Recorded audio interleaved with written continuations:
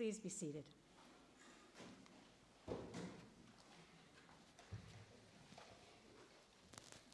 We got into such a routine up at the hall that remembering how we worship here is a little bit of a shuffle around, isn't it? And of course, with everything being slightly different, it's not what we expect.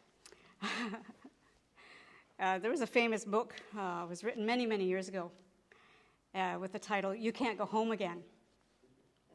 And the first time I saw that book, I thought to myself, well, of course you can go back home anytime you want to. And then, of course, I realized what the author meant.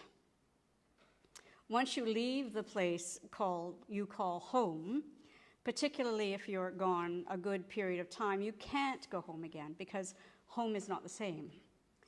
A while ago, my father and I, along with Ben and Tonka, drove up to our home near Stirling, Ontario. We lived in different places in that area, and as we drove around the county, the villages and towns where we lived, well, some were villages when we left and were now towns, for one thing, where we lived, it wasn't the same because so much had changed. Landmarks were gone, houses had been torn down, land had been cleared. The house we used to actually live in, the farm we lived on, the farmhouse had burnt down. It wasn't there. The place where I raised my horses, and it was just gone. It didn't exist anymore, as if it was never there. So things had changed. And someone has said that the only permanent thing in life is change. And if you were to go back 2,000 years ago to the early church, it would probably amaze you how much church has changed. And I want you to understand what I mean by the word church. Because some people associate the word church with religion. And that's why more and more people will tell you they're spiritual, but they don't have any use for organized religion, meaning the church. Some people associate the word with a specific denomination. So when you mention church, they immediately think Baptist, Methodist, Presbyterian, Episcopalian, or Lutheran, whatever. And then many people associate the word church with a location. They think about a church building or what is traditionally called a sanctuary. The amazing thing is, although the word occurs over 100 times in the New Testament, it's never used in any one of these three ways at all, ever. The word church literally means a gathering. So Jesus created church up there on that mountain. Well, he also accidentally invented the coffee hour, albeit with bread and fish, not coffee and cakes. This gathering and the feast we will share is church, wherever we are, virtually or in real life. Whatever the music, whether that music is the sound of waves on a shore, bird song, lawnmowers, or our amazing organ and all of you singing.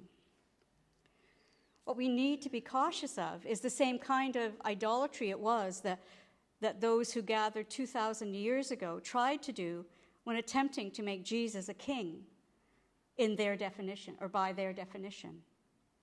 We cannot see church as only happening here in this place. I mean, it's a relief to be back with a semblance of normalcy.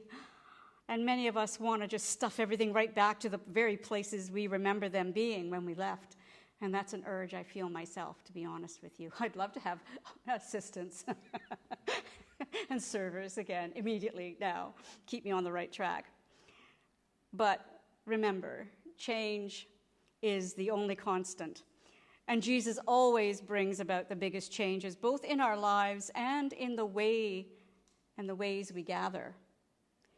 We create church or sanctuary wherever we gather, wherever we travel, whatever marketplace we happen to set down in. If we do these things as disciples of Christ, we will grow the kingdom and enrich our church, our gathering. When we share the miracle of this feast that feeds a deep hunger, a deeper need, then we are the church.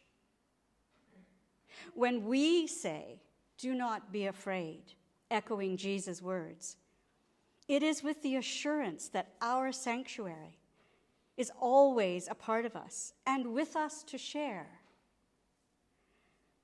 But in this year and a half of near constant insecurity, isn't it wonderful to be once again surrounded by these walls, to feel how they symbolize in their solidity in this time of uncertainty, the steadfastness of God's love. Do not be afraid.